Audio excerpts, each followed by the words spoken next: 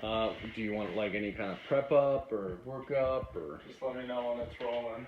Well, that would be like 20 seconds ago, but you know. Okay.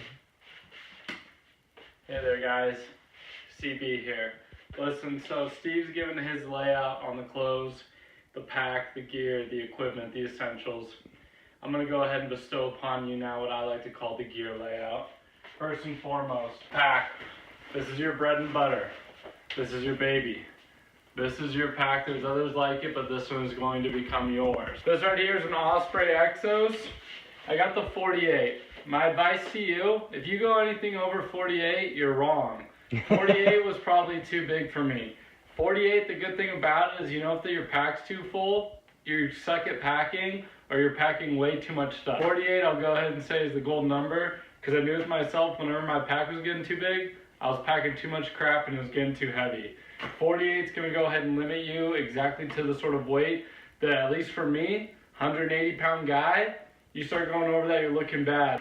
It's sort of going over what your body can withstand for a 16-mile, even a 12-mile day is going to hurt more. The big thing about this pack that's awesome, that I really recommend, it's not the only pack that offers this, but the people that I knew on the trail that had this, you have this breathability within the back. You'll see it stretches out. This breathability, this is going to keep it so even on those really, really hot days, most people do in the summer, we did in the fall, this is going to allow your back to breathe, so you're not covering yourself in your sweat. Most days, I'd start out the first half of the day, pressure on the hip flexors, so the hip belt, take the hip belt off for the second half of the day, now it's on the shoulders.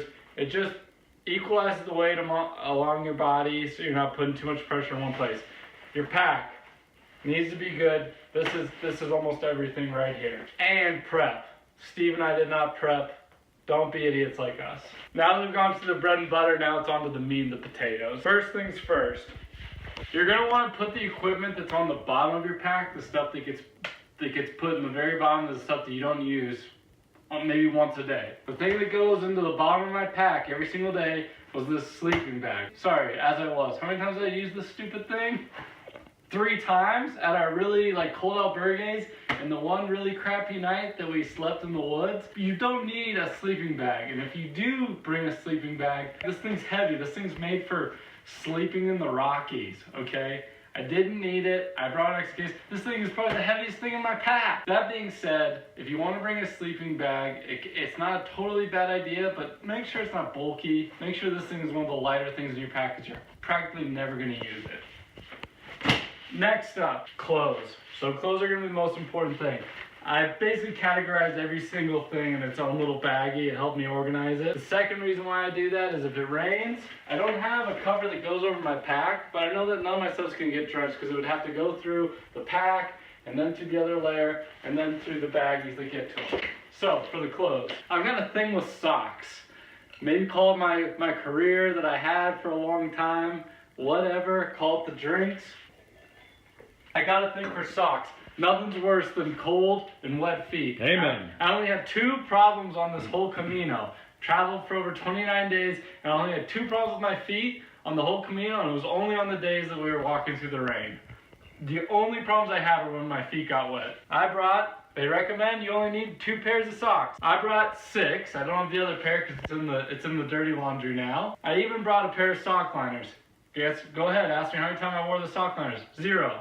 But if you get foot problems, sock liners are going to be your make or break because sock liners add that intermediate layer between the wool. Sock liners are made more of linen. Linen slides along the feet and removes the friction. So this thing can be a deal breaker when it comes to blisters that are on the bottom. Darn Tough. Had a lot of experience with Darn Tough. Can't go wrong with Darn Tough. Fox River is a good option too. But Darn Tough, if you look at any of the PCT hikers, the AT hikers, CDT, whatever, this is their brand, this is their favorite, this is what Steve and I rocked. I think him and I both agree they were great socks. Get different colors, it makes it easier to remember which ones you've worn more than once.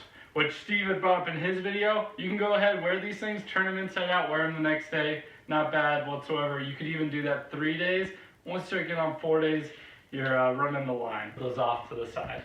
Next up. Underwear.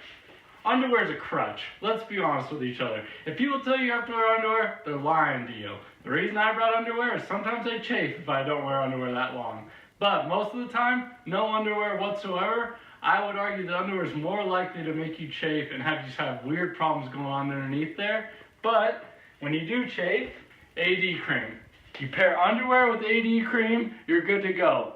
AD cream is not my sponsor, but if AD cream wants to be my sponsor, you're more than welcome. AD cream works every time. You put this on in the night, you're good to go in the morning. AD cream and underwear, chafes are gone. I brought too much underwear. That's off. Shirts.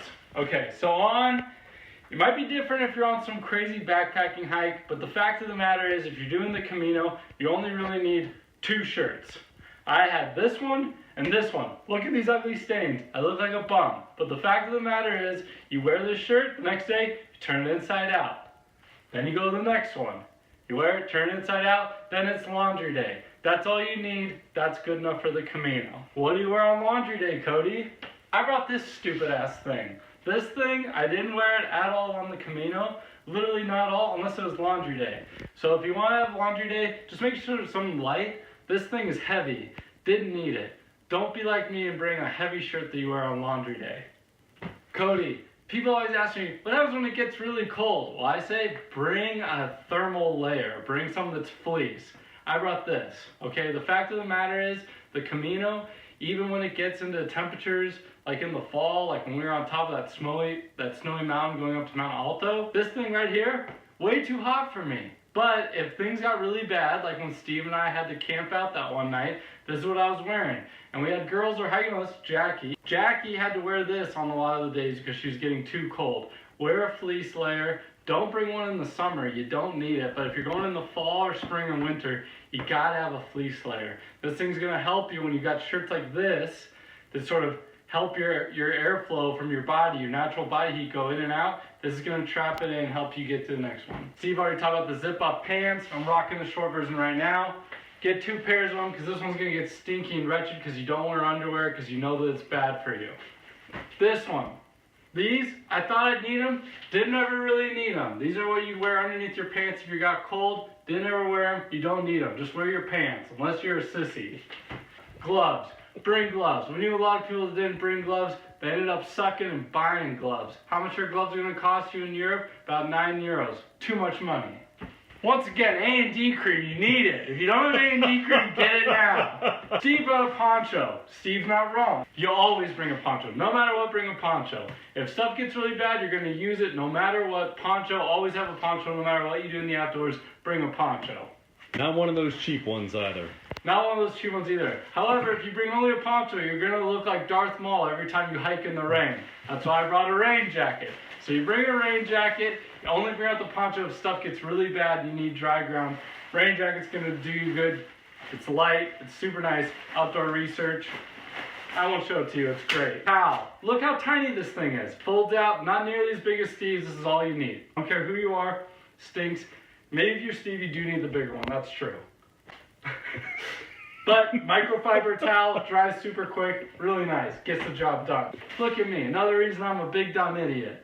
Thermarest. I brought this sleeping pad, only used it once. It's super lightweight so it didn't kill me. You don't need this. This is stuff I'm going to use for the PCT. Don't need it on the Camino. You sleep in a warm bed every night. I'm stupid. Jet boil. I'm stupid. You never need it. You're never, ever going to use a jet boil. Never. If you're using jet boil and not using the Pilgrim meals, you suck. Also can't find fuel. Also can't find fuel. You know what jet boils do when they don't have fuel? They don't work. This one, actually, this is important. When you have dirty laundry, you put it in this. Keeps it separated from your clean laundry. That way your whole bag doesn't stink, and every time you open up your pack, you don't have to take 2 steps back, and all of your fellow hikers look at you like you're a monster. Keep this. Cinches it down really nice and easy. Great for laundry days. Just say it out loud. Ziploc bags as well. Cover those.